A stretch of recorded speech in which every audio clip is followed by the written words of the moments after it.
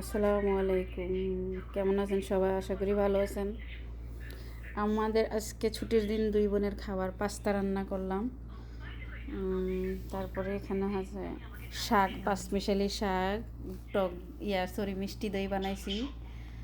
দইটা একটু হয়েছে, তারপরও আলহামদুলিল্লাহ। আর এখানে হচ্ছে শুটকির বোনা, এখানে ইলিশ মাছ দিয়ে কচু দিয়ে রান্না করছি।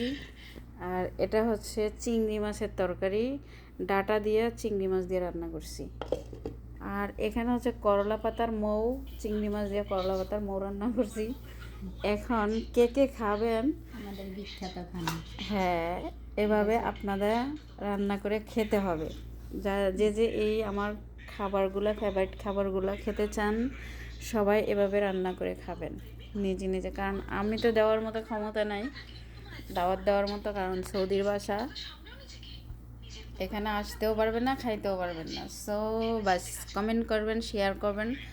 আমার একটা ইউটিউব চ্যানেল আছে, আমার এই প্রোফাইলের নিচে ওটা ফলো করে সাবস্ক্রাইব করবেন আমার আইডিটা।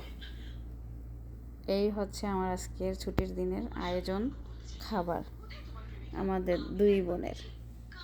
তবে আমার যে সবচেয়ে বেশি ফেভারিট শুটকির বোনাটা, আর এখানে ইলিশ মাছ দিয়ে কচুর মোয়া দিয়ে রান্না করছি। আলহামদুলিল্লাহ। সব ভালো থাকবেন। আল্লাহ হাফেজ।